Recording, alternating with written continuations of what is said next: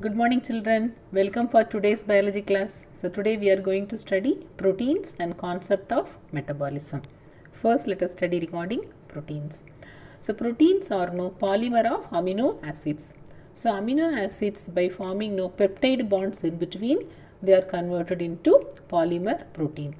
The chemical and physical properties of amino acids are essentially that is due to amino group, carboxyl group and or functional groups. Based on the nature of amino and carboxyl group, they can be divided into three types: acidic amino acid, basic amino acid and neutral amino acid.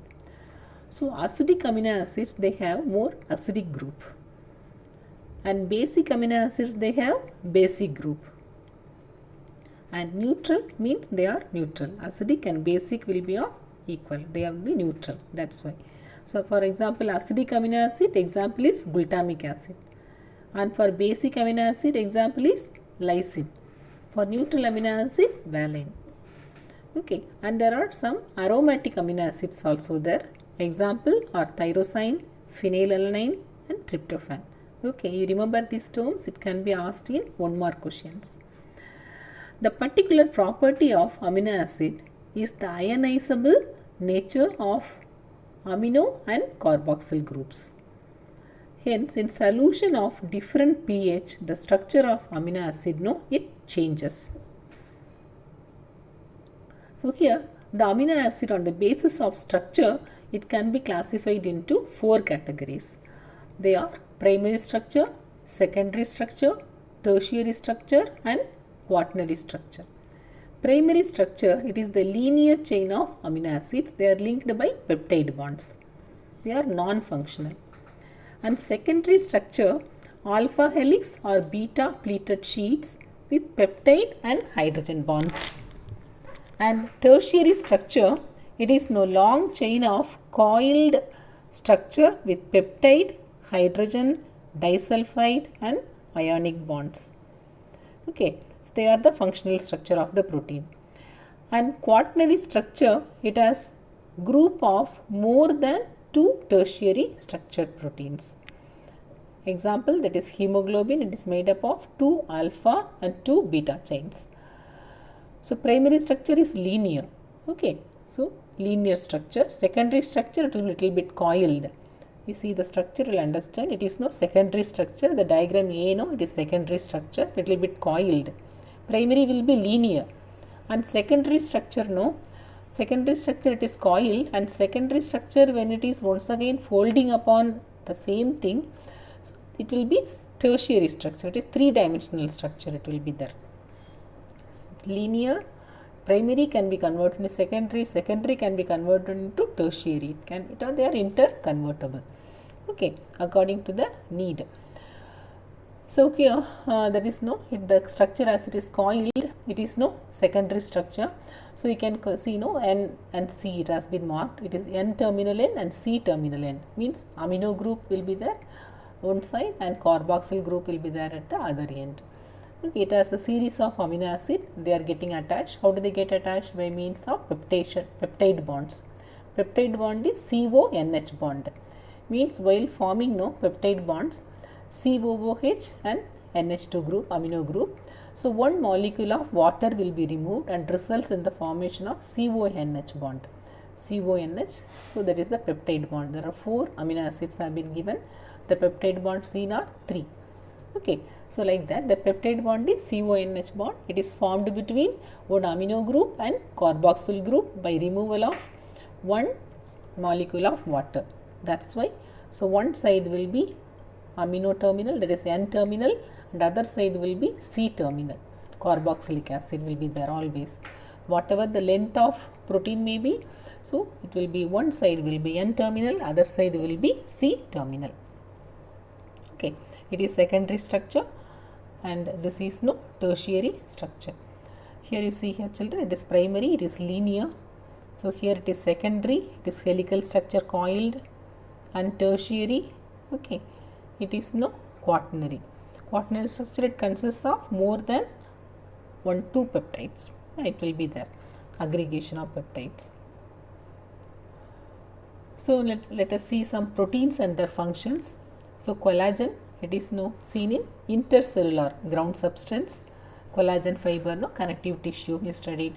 Collagen fibers, elastin fibers are coming under this category. Then trypsin, trypsin is enzyme, okay, protein digesting enzyme. Insulin, it is hormone, okay. So that one mainly for the insulin deficiency, it results in diabetes. So insulin should be there for storing glucose. Antibody, it fights against infectious agents. And receptors, sensory reception, smell, taste, hormone, okay. And GLUT4, that enables sugar transport into cells. These are few proteins and their functions have been given. Sometimes it can be asked in 1 mark or 2 mark and 3 mark also children, and blanks also can be given. So remember the functions. So next, let's see regarding the nature of bonds in different monomers of different polymers.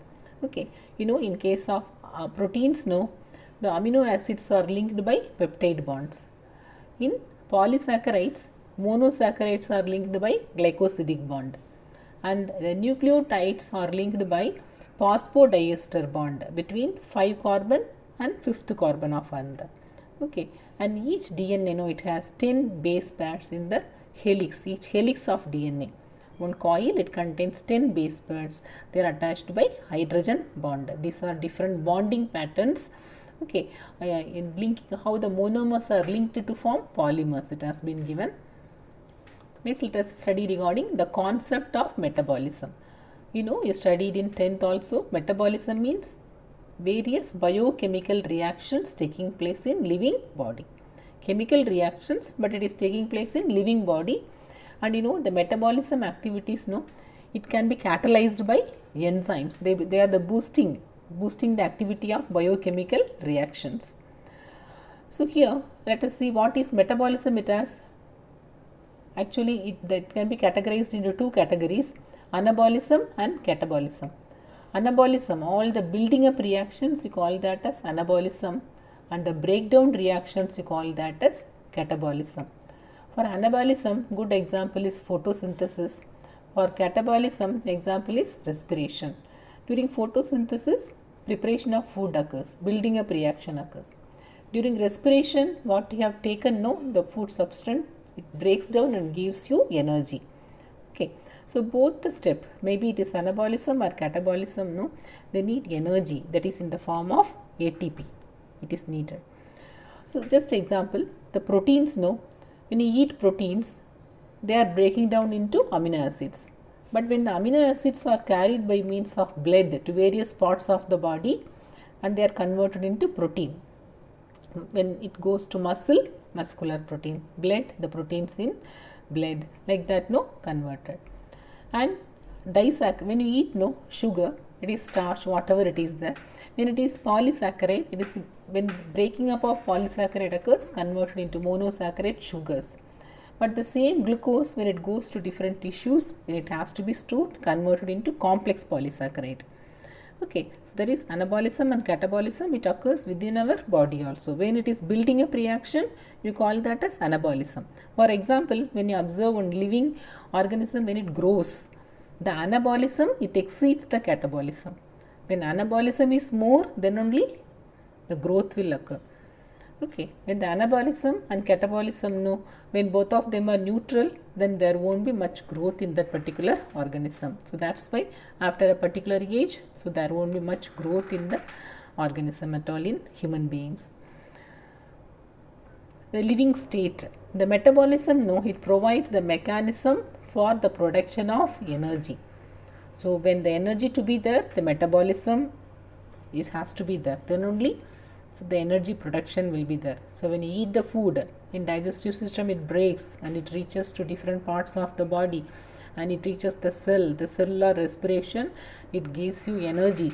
And apart from energy, the heat, the warmth of your body, that is also due to this biochemical reactions only. The living state and metabolism are synonymous to each other. So without metabolism, there cannot be living organism. Metabolism is the main process of living organisms. Non-living organisms, they cannot do metabolism at all. Okay, children, for this metabolism, it has to be activated, means we need some enzymes. So that and all we will study in next class, children. Okay, hope you must have understood whatever I taught today. So we will meet in the next class. Thank you, children.